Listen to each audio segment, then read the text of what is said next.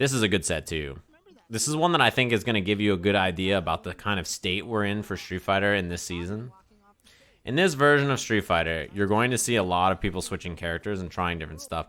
The reason that is because now there are so many characters that even if they're very powerful, they have matchups that are not great. So players will have pocket characters in tow no matter like what, I think. There's going to be tons of people playing multiple characters. So NuckleDu starts with Cammy here against Kage.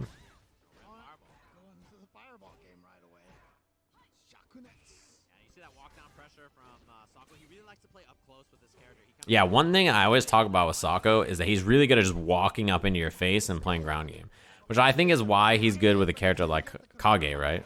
No hit confirm, I'm surprised.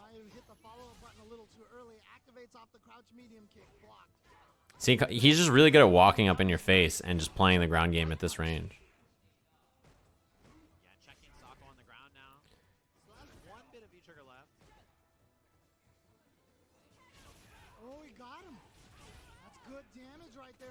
I like NuckleDu's Cammy. It's a weird pick though, I think, in this matchup, I'll be honest. I thought he would play Guile from the beginning against Kage to be like, just thinking about the matchup, that seems like what I would expect. Yeah, dead. Confirmed Demon. You can do regular critical art there and it'll kill, but Demon is more damage. So I think that's what you go with. If if you have a confirm for it and you see it, you're like, okay, cool. Yeah, I mean, Du's Cammy is a very weird style, and I think that's what makes it good. It's not like a very traditional, like, I'm just going to stay on the ground the whole time Cammy. He's kind of like doing his own thing the whole time. He jumps quite a bit, dive kicks a lot. Even the way he plays ground game is not like, oh, I'm going to look for low medium kick and confirm. It's not that style of Cammy, you know what I mean? He's like, I'm going to hit stand medium kicks and roundhouses and fierces, and yeah, he's not that kind of guy. Yeah, unfortunate whiff there on the stand jab. Although I see that happen a lot with Cammy.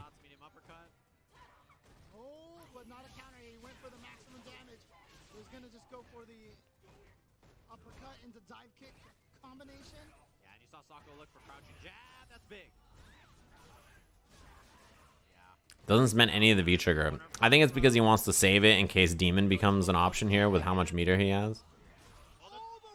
Didn't reach. Wow, that missed too. He could have uppercut that, actually. NuckleDu could have uppercut into critical art. That's cheap, by the way. Crouching light kick comboing into V-trigger. Really good buffer. That works off standing light kick too, I think. It works off a lot of stuff. It's really, really good. So yeah, obviously, that didn't go so well. NuckleDu goes back to the matchup I think we expected to see, right?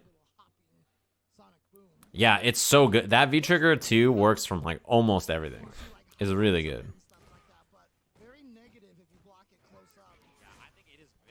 You see the V-skill switch as well from Sako. Something that we saw a lot in this tournament. People switching like V-skills or V-triggers if their opponent character switch. Like Nauman did it with Sakura.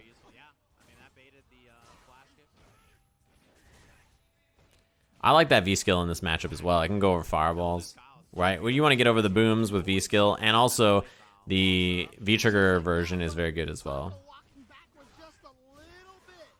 Yeah, not spending V-trigger 2, which is something that's very consistent for Sako. He does not spend it on the knockdown.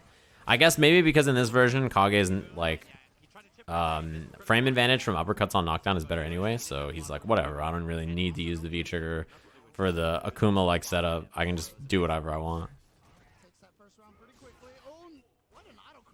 Yeah, exactly. HP uppercut gives you better Oki now, so you don't even need to use it. You can just hold on to it and build up Demon or use it for buffers to get in. Dead.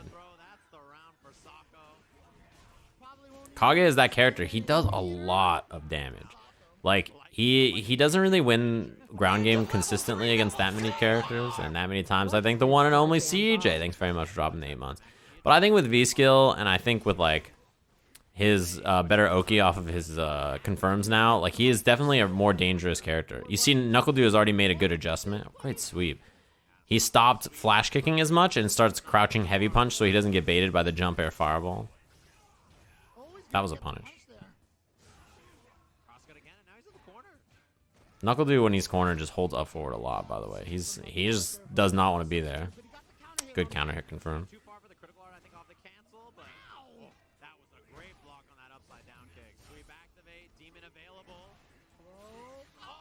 Yeah, roundhouse whiff. Unfortunate that NuckleDu, well, I guess fortunate, unfortunate. He had already committed to the flash kick after, so he was invincible here, and he was going to get away from the demon. It's just, like, really funny that they both ended up neutral here, essentially, right? So he gets out, but, like, it doesn't do anything.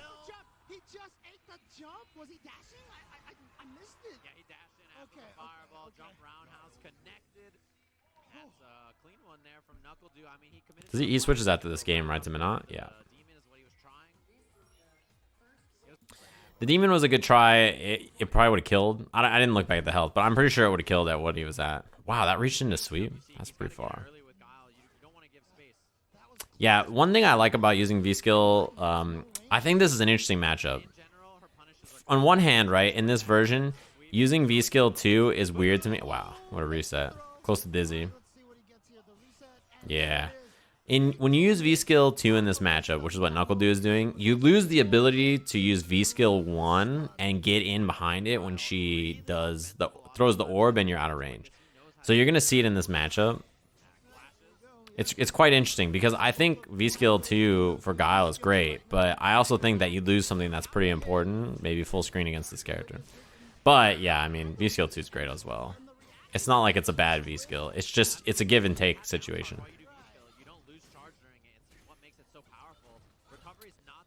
We haven't seen it come up yet, but oh man, nice.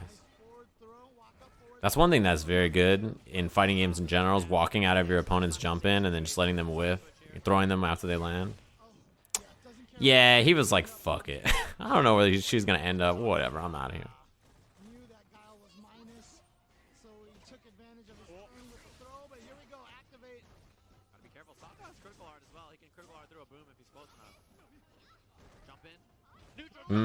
Baits the throw. Sako teching too much. He was in a weird spot, didn't have orb. He could have anti-aired with critical R on the neutral jump if he was ready.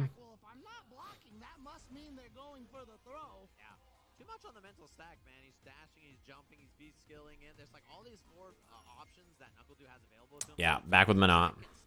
Not gonna change. Wait, did I not skip ahead? Oh, I did. Okay, cool. Yeah, so when that situation that we just saw comes up where, like, the orb is out from Menat and Guile walks away from it, like right here.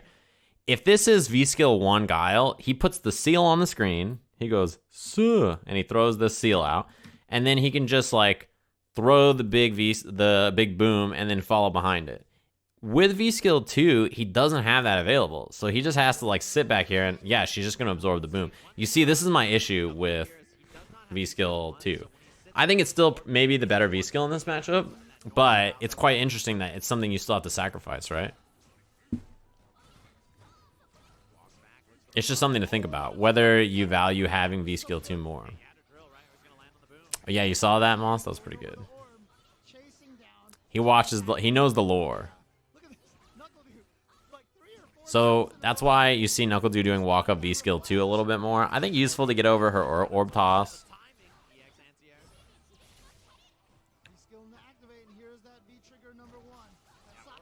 That's something that is very, very good. And the throw bait with the orb, that's such a Sako thing to do too.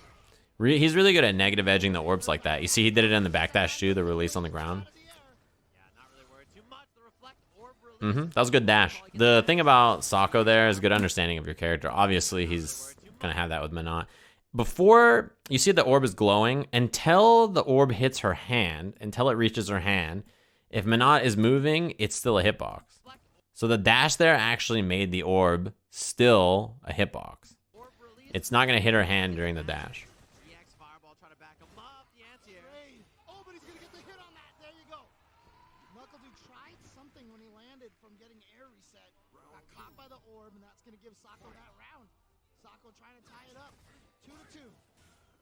There's good awareness from Sako. Yeah, you see walk up V-Skill. Right there, it's okay. It'd be better if you had V-Skill 1 in that situation. Like, you can walk back away from it and do V-Skill. Interesting. It's interesting to think of, like, the ranges where now Guile has to... Yeah, I mean, right there, good punish. It's interesting to think of the ranges now where, like, you know, which option of V-Skill you take gives you different options as Guile in this matchup. I think that's really cool. Huh? Scaling though, yeah. Mm-hmm.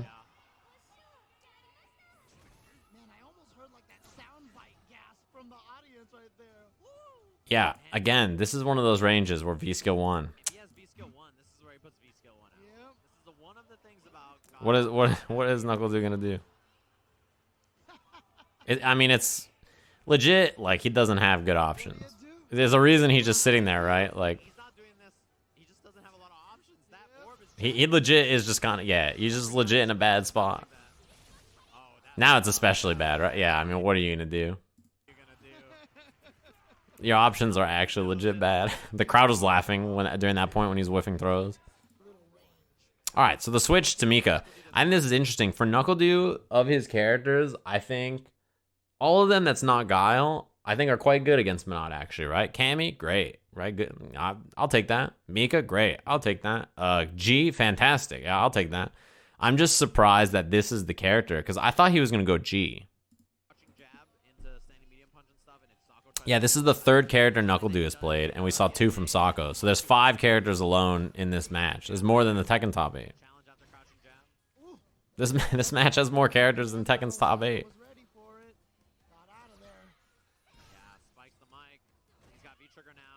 Wait, is that actually true? It is, right? Wow. Mm-hmm. I'll switch to V skill 2 as well. I like V skill 2 in this matchup for Menat too. I think it's quite good. Not too far. I mean, sorry, that was too far.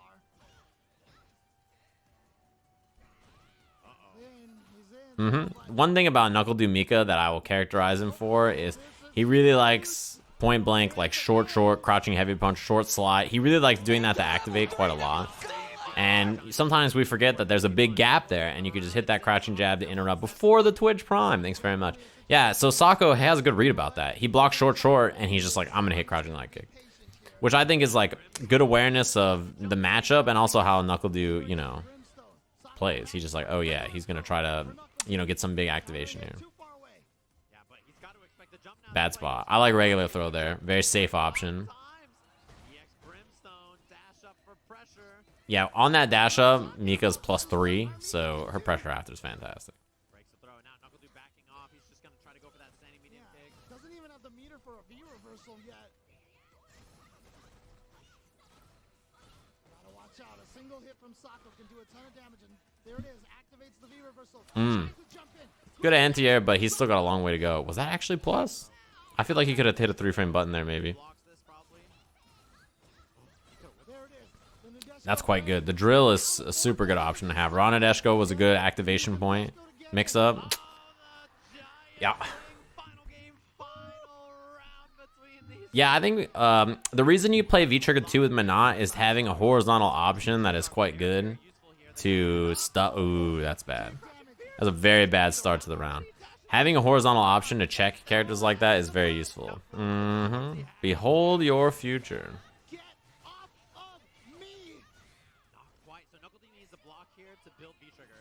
That was far as fuck on that slide.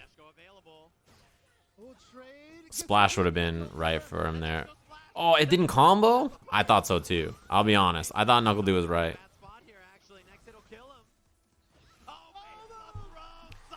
That's the nice thing about, in that case, right, you see some good use of V-Skill and V-Trigger too, right? V-Skill, activate, V-Trigger, throws the orb.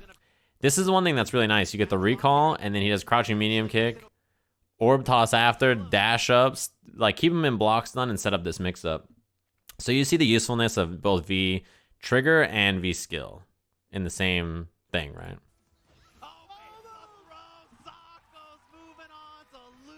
I really like both of her V skills and both of her V triggers. They're both useful in different situations.